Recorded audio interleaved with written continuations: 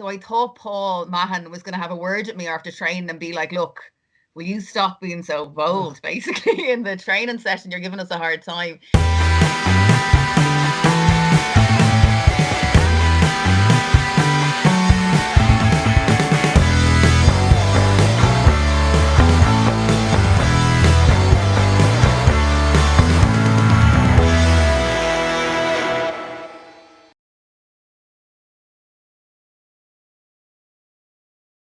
Leah O'Doherty, Greystones ladies senior team captain.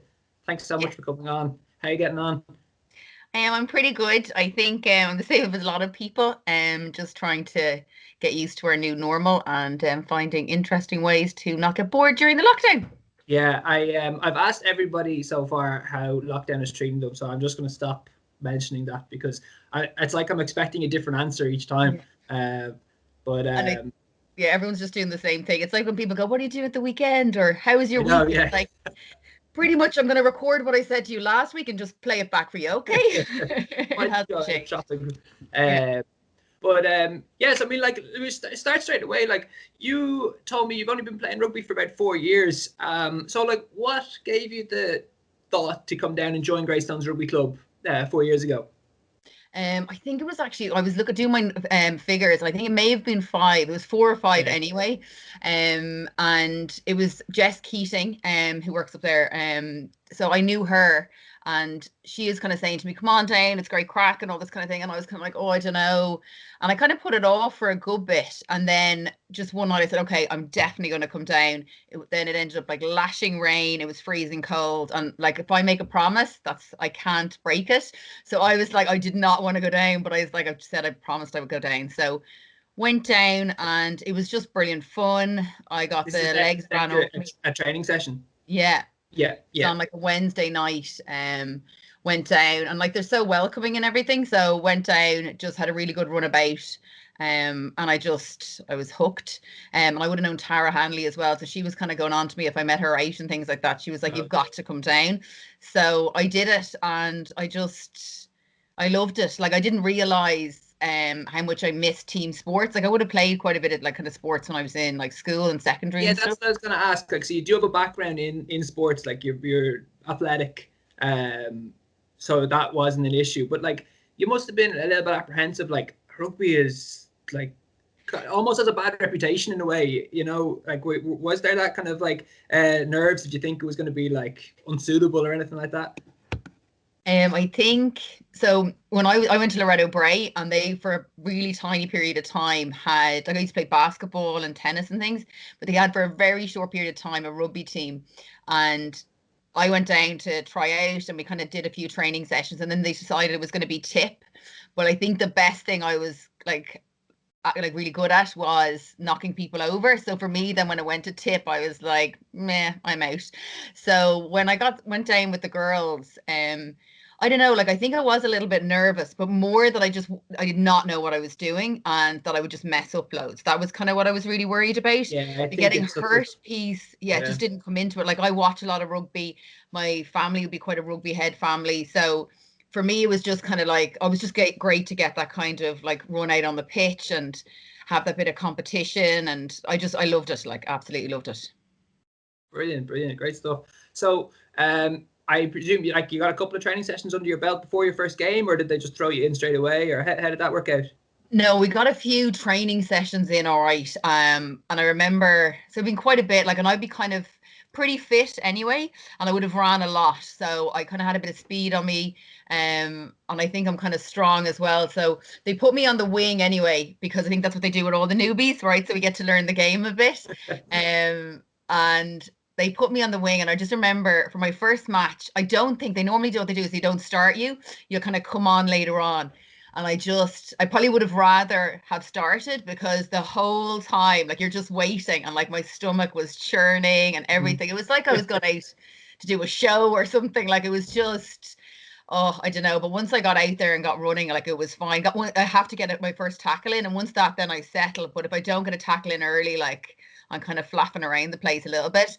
I don't think it was my best match, but I definitely got some tackles in. and may have kind of carried the ball a bit as well. So, but once I got that in under my belt, I felt a million times better. The nerves beforehand were out of this world. But that never leaves, does it? I mean, you could play one match or you could play 100 games and you're still so nervous beforehand. Like, you can barely function, I find. Like, Yeah. it never leaves. It's just the way the sport is, I guess. But like Yeah. you said, first tackle or first like involvement, and then it kind of just washes away and you're wondering, why was I nervous at all? Like, that's very funny, all right. Yeah. But the thing about the ladies team is like that the culture is so strong. Like, they have such a strong identity. Like, was that hard to break into, or like did it work in your favor? Were they very welcoming? Like, were you immediately part of the team? Like, I think what's unique about the ladies team is that I suppose it was only started, I think it was back in 2013. And because they were trying to, get the numbers as well, there's a really like quirky mix of ages, backgrounds, experiences, cultures. And I think that's why it works so well. It's not that everyone has been playing rugby all their lives and has just progressed into the women's team.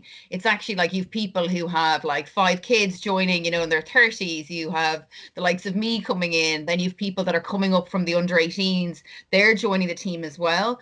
Then you've people who've played, you know what I mean, in college, and then they're joining as well. So like we've people kind of from 18 all the way up to mid 40s in the team. So like it's a massive arc, and it's absolutely phenomenal. They've been like so welcoming. I didn't find it difficult at all. You find someone, I knew Tara and I knew Jess as well. So that helped me to integrate. But anyone new that's come down to that team, 100% they're welcomed with open arms. Like, and that's why I think it works so well, is because it is so varied. So if you're a little bit older joining, you know what I mean, you're going to find someone of a similar experience. If you're younger, there's younger people there. So I think that's why it works so well. And it is like a family. Like, it's just ridiculous how much we're all there for each other, and how we support each other as well. It's just phenomenal.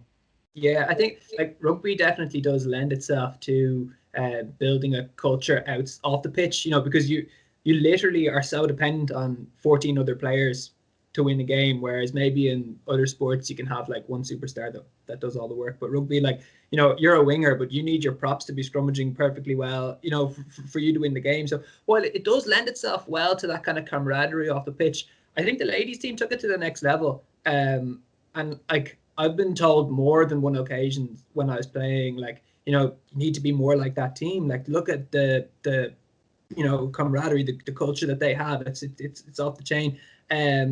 Is it something that you, like, now that you're like a captain of the team, is it something that you consciously still work on, or is it just happen, or like how do you, like, what's the secret really? Because there's a lot of teams that would envy your position and would love to emulate it.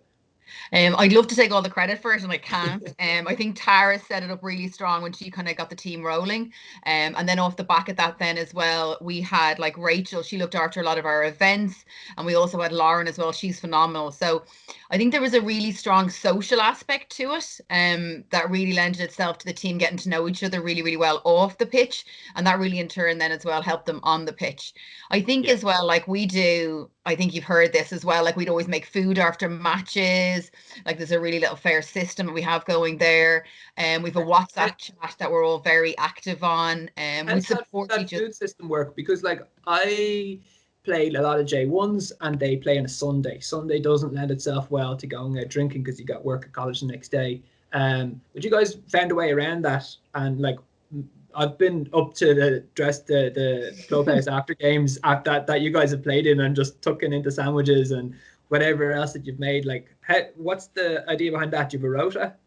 Yeah, we do. So there's a few people, depending kind of with COVID, obviously it's completely changed. But prior to that, it was basically that we would have like 4 or 5 people would be doing the food. It's kind of broken out that maybe you'd have 4 doing savory and then kind of maybe 2 doing the sweet. And then it would just rotate for any of the home matches that we had. And then any of the matches, actually away games that we do have as well, they would do something similar. I do think though as well, like, like sometimes I am looking at what we supply in Greystones, and I am like, you know what I mean? We are a step above sometimes. Very good. Might do, like, we love our pasta salads, a bit of pesto, those kind of things. So you don't always see that after a match, the way. Yeah, no, it's brilliant. It's brilliant. I've played rugby at Greystones for like 10, 12, 13 years, and I was fed after a game twice. Both both in Nace Rugby Club. So I've been a chip on my shoulder when it comes to what the club has supplied us. But you guys just did it yourselves, and you're like, you'll go and do it your own way. It's brilliant. It's it's a really good idea. Probably a couple other teams could learn a thing or two. Like you touched on earlier, though, you started out 2013. Like the team started out in 2013. I'd known like anecdotally that you were wearing like the men's hand-me-downs in your first game and things like that, and like like dressing room issues or like training issues or whatever it may be. But like you built on that from those early beginnings all the way through to 2019 when you won the Leinster Shield. Yeah. I know that you were part of that team, but it was like a unique it was like a unique experience for you personally. Do you want to tell me a bit about that match, or maybe like leading up to it that season, and then your own involvement in the game itself? Yeah, because unfortunately we've been relegated the season before, so it was like that was super tough. Like, as we were going back from like playing, you know what I mean, the 15 aside down to potentially 13 or 10. It was just a real kick in the teeth. Like, so it was very, very disappointing. But we came back, like we had a stern talking to, and we came back that like season, and we're like, we have something to prove here, and we did, and worked really, really hard. And going into that match in April, like it was high. So I was moved from the wing into the forward. So I play like open side now. But we had like another open side, and in fairness, she was playing better than me, and she started in that match. Chris, she'll probably be listening to this, so she'll love the shout out. She's back in Canada now. I had to send her that far away just so I could start matches. Yeah. But yeah, so she started, did a fantastic job, and I got the call then to come on after half time, and like you're buzzed for that. Like, it was in the back pitch in Donnybrook. It was like a slightly cold day, but like a bit windy, but it was clear, it was bright, it was sunny, like it was just fantastic. A perfect day, like, for a really good game. And we'd gotten an early lead and kind of brought home some tries. So like, you're always worried going into the second half will we lose it, because we've done that in the past. So I did feel unbelievable pressure coming on the pitch, and I also felt like I had something to prove, because I didn't start that match. Absolutely. And I wanted, you know what I mean, to show what I could do. And I couldn't believe it. Like a couple of minutes in, then I got the ball and I was going to pass it, and I was like, no, I can do this. Like, and normally I don't say that, like, but I was like, no, you got this. And I just ran straight for the line and pushed a couple of people out of the way, and over I went. Like, so, do you know, like, it was just probably the happiest I've ever been on a rugby pitch. It was just like every single thing that we'd gone through that year was just worth it. And then, I made a couple of silly mistakes later on in that match, but we came away with the win. And it was just like, when the whistle blew, like I just broke down crying. Like, I was so happy. Like, it was just unbelievable. Everybody coming on, like the cheers on the sideline, just everybody. And because we're such a family, like, loads of the girls now have kids and stuff, and they were all there. And, if you were playing and your kids were on the sideline, someone's minding them for you. It's just an unbelievable spirit there. So I just remember everyone jumping around, like just hugging, kissing, like just screaming happiness. Like, it was just unbelievable. I can't ever imagine replicating it, but I'd love to. Yeah. No, it's those experiences that make it all worth it, isn't it? Like all those horrible rainy nights, or 100%, even like the emotional turmoil of like not getting picked or having a chip in your shoulder with somebody or whatever it may be, and like it all comes out, like you just can't really hold it in. That's brilliant. You kind of touched on there, like you're talking about like going up and down in like different divisions, and like like explain to me, like the lower divisions, maybe you might have 13 aside and things like that. Is that right? Yeah, if the other teams can't field the full team, so you'd have to, drop down. So that is kind of tough, like, especially when you play open side, because you tend to be one that's, what I mean, that's not really there. So personally, I don't like it, but it's a completely different game. Like, it really, really is. So, and it's not what you're training for. We train to play a full match, so with a full squad. So it can be really, really difficult to adjust. But I'm just hoping now, when we come out of COVID and things like that we're on the up and not on the down. Like, within 5 years of starting playing, you'd gone from like a new member of the team to being like one of the more established players. You had a trophy under your belt at this stage. You played in higher divisions, lower divisions. You've been part of the journey, but you're asked to be captain then. How did you do it in such a short space of time, and like what was the experience like of being asked?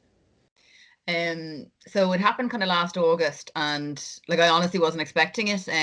I'm quite like mouthy and cheeky in training, so I don't like standing around too much. If I'm getting cold, and if like they've explained the drill, I don't get it, I'll kind of be like, just show us, like stop talking, let's go. And I start stamping my foot a little bit, like the team will know that. It's not really obvious, but they'll go, oh, she's getting impatient, you can see her. Or I start clapping, kind of like, okay, let's go.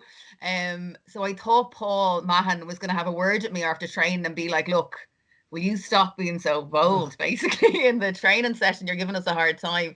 And he actually was like, look, do you want to be captain? And I nearly died. Like, I couldn't believe it. I was so happy. Got emotional. I'm kind of an emotional person. Just couldn't believe it. Like, I'm so blessed. When I joined, it was Janet Roper. She did a phenomenal job. And then after that, it was Alex Nord. Like, absolutely love her to pieces again. Just massive boots to try and fill. So like when I was looking at those and kind of looking at me, I was like, Paul, I don't have loads of the rugby experience or the knowledge and the rules. Like, you know what I mean? And he was like, you can do the motivation and you've got those girls' backs. Like, so I think that's what we're going to go with now. Like, do you know what I mean? So just see how it goes. So I was absolutely thrilled, honored, just blown away. But it comes, I think, with just so much more responsibility, and it's tough with COVID because I haven't really got to do much with it. Yeah. We've only played one match where I got to be captain. So Okay. I just try in the WhatsApp group as well, just to keep the team kind of united and, in touch, so that we're there for each other. But it's a bit of a weird year for a captaincy anyway. Yeah, it definitely is. There is a big responsibility to it, though. I mean, it's not just about like match day; it's off the pitch stuff as well, and you have to be like, I don't know, some put the arm around a player or like recruit new players or whatever it may be. Discuss training sessions or like there's so much more bells and whistles than 80 minutes of a game. Yeah, and I think that's what, like, so I'm pretty good at the, giving feedback if I have to the coaches and things like that. That's not a problem. And looking out for the team. I think I was doing that anyway, and that kind of probably why they kind of came to me and asked me to be the captain. Um, but I definitely feel kind of like overall there's a lot going on. And one of the things in our first match, like, having to talk to the ref, like, because then I was kind of like, looking around a little bit, Yeah. and then like, it's like, no, you have to go and talk to the ref now, Leah. I was like, no. So up I went to the ref and stuff. So getting used to that, like that additional responsibility on the pitch as well, to be the voice for the team, that was a bit crazy. And I'd love to get more experience with it when we get back to playing matches and things like that. So I'm hoping I get at least another year out of it because I didn't get much run yet with it. There you go, Paul. Let's have the marker laid down. I know. You're- I you're- know. If you compare my seasons to other people's, it's not going to live up to it. So it's like I need another year at least just to Yeah. get a go. Yeah. This is actually just a huge political tool that we're using to promote you for the Exactly. Yeah, I'm going to start It's all a campaigning ruse. outside the club and things. Yeah. Yeah, it is funny though. When you're a captain. Like for me, when I was playing, I'd be so nervous before a game. I just want to put my head down. I wouldn't want to talk to anybody. Like I literally like leading up to a game. Like if a match is at 2:30, if someone told me the game was called off at 2 o'clock, I'd be delighted because I wouldn't have to go out. Because that's how nervous I'd get. But when you're captain, you have to like show that you're ready for the game and like your physical manifestation of like being up for a match, whatever. Like so it is challenging, isn't it? Yeah, and I would get, so I don't think people, when they look at me, they're probably like, oh, she's not nervous. Like I could nearly be getting sick before a match. Yeah. Like I am that nervous. I work myself up because I don't want to let people down. So it's like that fear of failure. Like, so I work myself so much up. But for the team, like I'll always like, some of the girls are brilliant at bringing music into the dressing room and stuff, but in the warm up and like and even in training, like, you know what I mean? I would always give 100%. Like I want us to be competitive because I want us to play like that. So Yeah. I'd always push us in the training and then the warm up as well, because I want that energy. And then in the changing room, I'm loud. Like I will be like, we've got this, like, come on, heads up, heads up. That's probably as well one of the reasons that they maybe gave me the captaincy as well, is like on the pitch, like I don't want us going at each other, when things are going wrong and the scoreboard is not reflecting what you're doing, and maybe you start to turn on each other. I'm just like, no, stop. Right, we're in this together. I want us to work together. I'd always be shouting like, jog up to the line, Greystones, and all this kind of stuff. I'd say people were like, somebody shut her up. And just like even in the scrum and things like that, it's like just screaming Greystones over and over again. Like I think sometimes that's the only reason we've won scrums, is just because I've just been screaming and the other team are like, what is that terrible noise? But yeah, I think that's kind of like what I would do. And I channel that nervous energy I have into trying to motivate the team and kind of get that buzz going. But I also tell people that I get nervous and that, you know, I get freaked out, and because I want them to know that like that's like it's a normal feeling, because you know what I mean? I think people are so worried about failing or messing up that they just don't go out and enjoy it. And that's what it's all about. Like, but I'd be the same as you. The idea of it I love. But if they did call off some of the matches just before, I'd be like, oh, you know, that way. No, yeah. Then you'd be sick that evening. You'd be like, oh, I should have played it. Yeah, I really would have loved to run out. Like, yeah. One of the best things at for your team is your recruitment. Like, I know that you have a lot of success with the youths teams. You know, the players coming through and they age out and they graduate through to your team, and that really like allows you to expand your the amount of players you have. But you do have a lot of players that just join like you did, you know, from all different backgrounds. Like, what would your advice be to somebody thinking of joining? Like, there's a million reasons. Like, you were telling me, like, you have a 14-year-old daughter. Like, you know, like, there's like you've got a real life behind all of this, yet you can go down and join a rugby team and create a new life for yourself almost. Like, what would you say to like people considering it? I just say come down, because like, and it's kind of touched on it earlier, is that fear thing, you know what I mean? Worrying about like, oh, will I be good enough, or will this, that, and the other. There's just no point worrying about those things. Just come down and get a run out. There's all different skill levels at the team. Like, so like we've people who've come up from the under 18s who are phenomenal, like, and they put some of us to shame. And we've older people on the team. We've people who've come from all over the world who've joined the team. Like, we currently have a number of French people on the team, a number of Spanish people. Like, it's just, I think that it's so eclectic. You'll find somebody that's got a similar background or something like that. So it's not to kind of be worrying about those things. It's just to come down and give it a go. And like I said as well, like, just don't overthink it. Just enjoy it. Like, it's so much fun. Yeah. And you don't do physical contact training straight away, do you? If like you're new to it. You wouldn't. I have to give a shout out to Lauren. Like, she does a lot of like work for the recruitment as well. Like, so I have to, you know, she's just unbelievable. And that's why I think we've such a big, like, when we do our recruitment drives, we do tend to get a lot of people coming down as well. And then such a great mix of people as well, because we are kind of either putting up posters, we're doing videos, we're trying to hit people wherever we possibly can to get them to come down. When you first come down, obviously get to know the team. We do a warm up, and then for anyone who hasn't kind of played before and things like that, they'll be kind of taken off to show the basics. So you wouldn't be doing contact training at all in the first even couple of months. I think, you know, it'll be gradually built up to it. And generally as well, when we play like a game at the end, you know what I mean, you get to kind of wear like a bib, so you don't have to get into the contact for the time being. Obviously contact is my favorite bit, so you know what I mean, I'll be telling people get straight in there. But no, the guys are super good at making sure that everyone's safe, so that they know what they're doing and things like that. So it's something that I would just say to people when they're thinking like that. It's like you're thinking 10 steps ahead. Come down, let's just start doing it, and then before you know it, you'll be there, and it won't have been as big a deal at all. Like, so, and it's just great crack. Like, we laugh a lot down at training, like, you know, so it's just really, really good fun. So much so, I think that we get given out to quite a bit by the coaches for not paying attention, but like, what can you do? Who's the coach at the moment? Paul Mahan and is it Rory O'Connor? Yeah. Very good. Yeah. Great stuff. Shout out to both of them. Oh yeah, they're phenomenal. Like, so they have to put up with us. Now we have to put up with them as well, in fairness. So. Yeah, Rory coached me at underage, so it was he's fantastic. And then Paul's son played with me as well, so they're now it's you're in safe hands. From your own perspective, what's the future hold? Are you going to keep the head down, keep playing another little while? Probably before I was asked to be captain, I was weighing up, would I stick it out? Now I've broken like my hand before in 2 places, a number of fingers. One of them I had to get rebuilt because I thought it was just dislocated, so I was trying to fix it myself, but it was actually shattered, so that made it a million times worse. So things like that, like, and I had to miss work, and you know, and you're kind of going like, you know, and I'm stuff that I'm getting any younger, like, and it's not like I'm ever going to be playing for Leinster or Ireland. I was like, what are you doing? And I love it. But then when it was like maybe Paul kind of sensed that I was thinking those things, and that's why as well he offered me the captaincy. But now that I've got that, I'd say, and this year has been a bit of a washout, I would say I'd love to give it another maybe 1 or 2 years if I could. I'd love to see us win something again. I'd love to see us get back some consistency.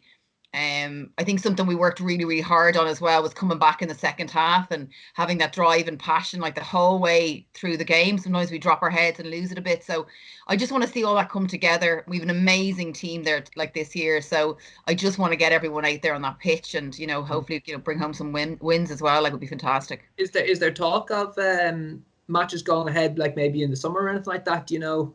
I don't think so. Yeah. So I think like Paul's kind of been, trying to keep me up to date. At the moment, there's nothing coming through around what they're going to do.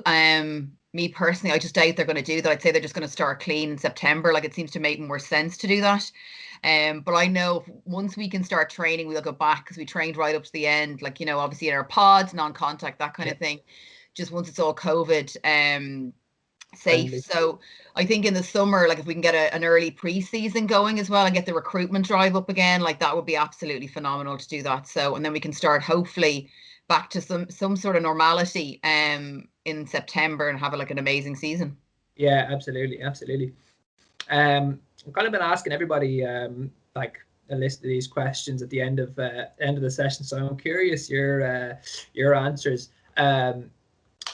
Who would you think of the girls there that at training, who's the best at training? Who puts the most effort in? I don't know, actually. I think maybe Anna. She is like in our back row. Like, I think she gets really, really passionate. I think we all have days when we give loads and then other days where we kind of fall off a bit, but I think we pull each other back into it.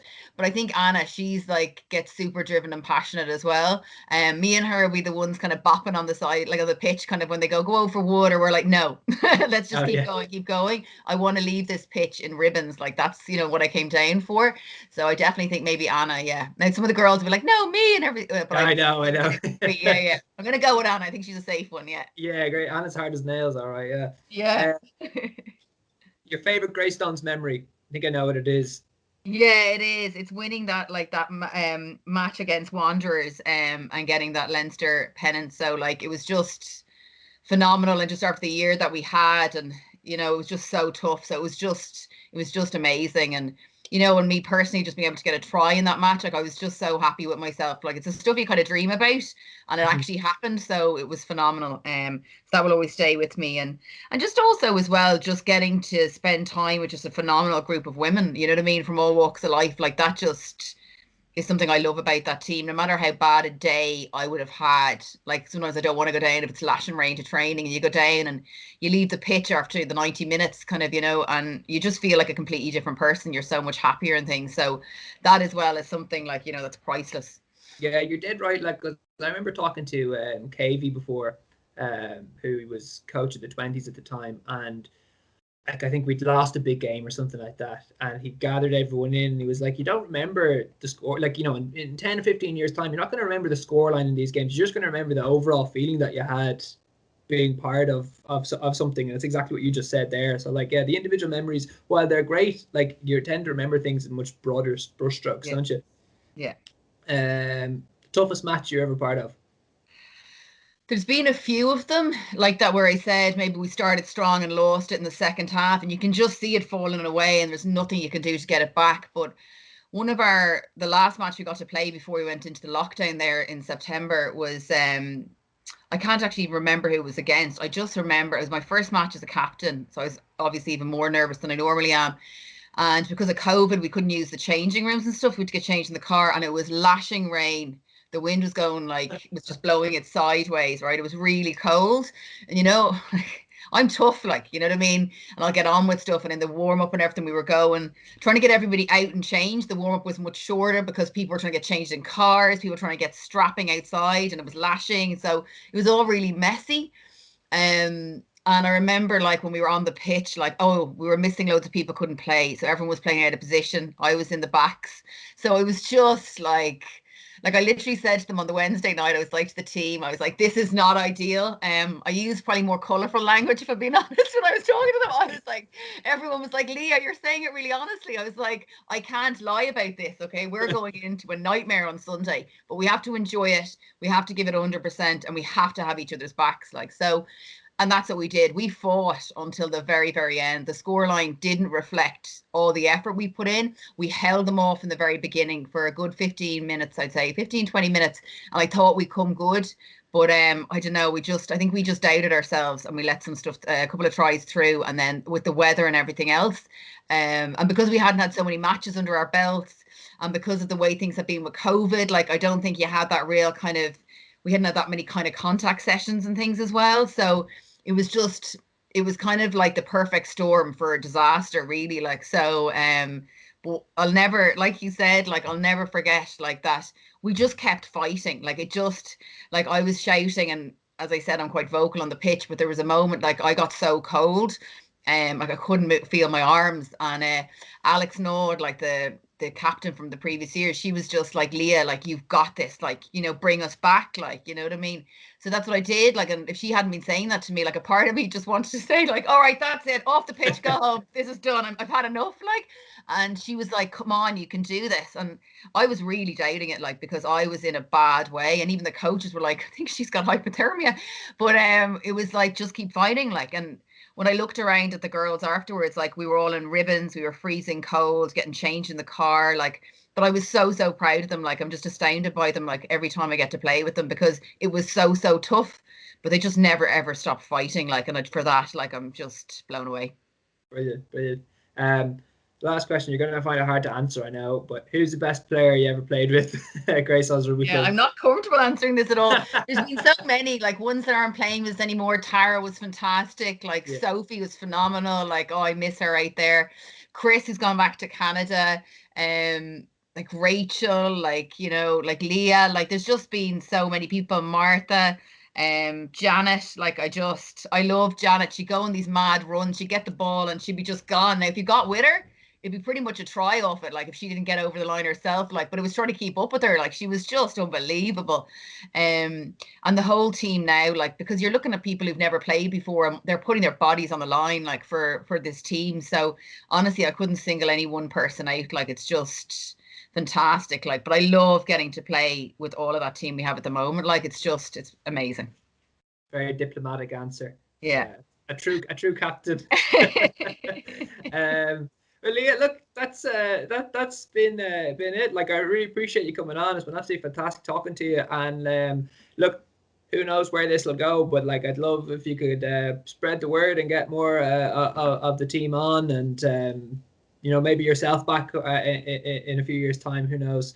But you've been absolutely fantastic. Thanks so much for coming on. Really appreciate it. Thank you.